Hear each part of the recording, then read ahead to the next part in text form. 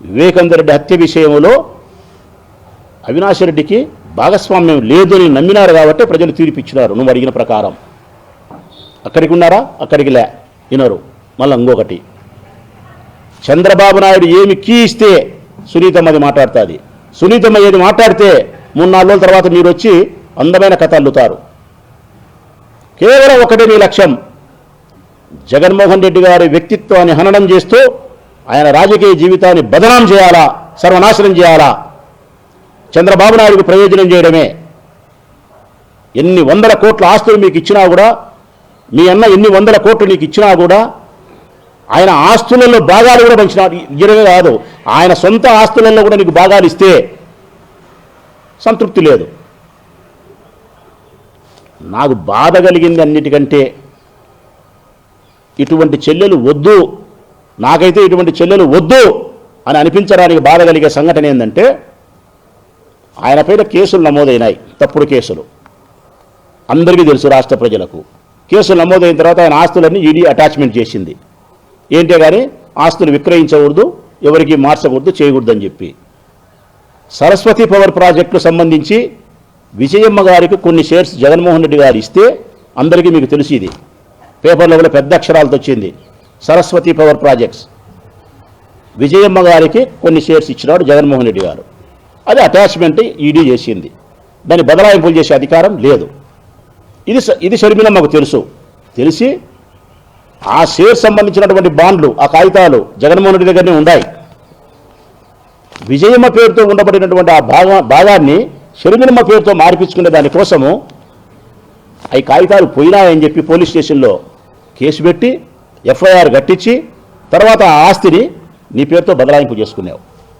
విజయమ్మ పేరుతో ఉండేదాన్ని ఈడీ అటాచ్మెంట్లో ఉండబడిన ఆస్తి బదలాయింపు చేయకూడదని తెలిసి బదలాయింపు చేస్తే రిజిస్ట్రేషన్ మారితే ఆయన బెయిల్ రద్దు అవుతుందని అందరికీ తెలుసు.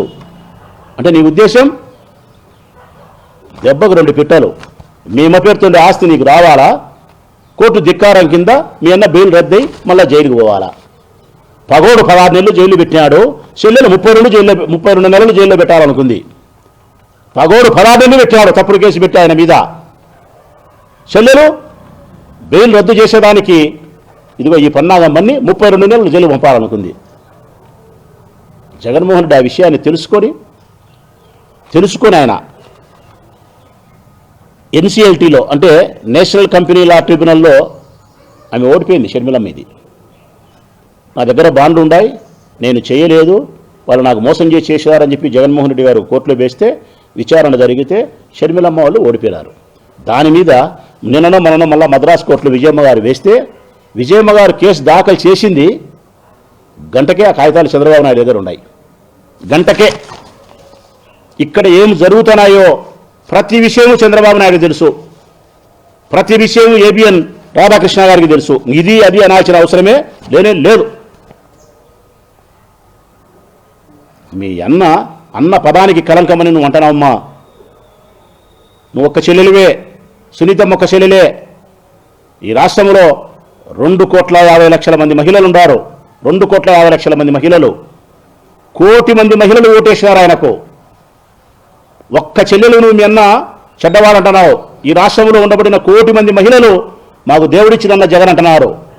మరి ఈ 1 కోటి మంది మహిళలకు ఆ అన్న దేవుడిచ్చిన అన్న అని చెప్పి భావిస్తా అంటే, ఆత్మబంధం కలిగినటువంటి ఆ చెల్లెళ్ళు అన్నాని ఆరాధిస్తా అంటే, అభిమానిస్తా అంటే, రక్త సంబంధం కలిగిన నీకు ఈ అన్న కలంకితుడా? ఏం నేరం చేసినాడని ఈ అన్న కలంకితుడు? ఈ అన్న కాదమ్మా కలంకితుడు. ఈ రాష్ట్రంలో పరిస్థితి ఆడికొచ్చిందో నేను బాగా స్పష్టంగా చెప్తా చూడు, మీరు నమ్మకపోండి. ఈ రాష్ట్రంలో పరిస్థితి ఆడికొచ్చిందంటే షర్మిలమ్మను సునీతమ్మను చూసిన తర్వాత చెల్లెళ్ళంటే భయపడుతున్నారు స్వామి.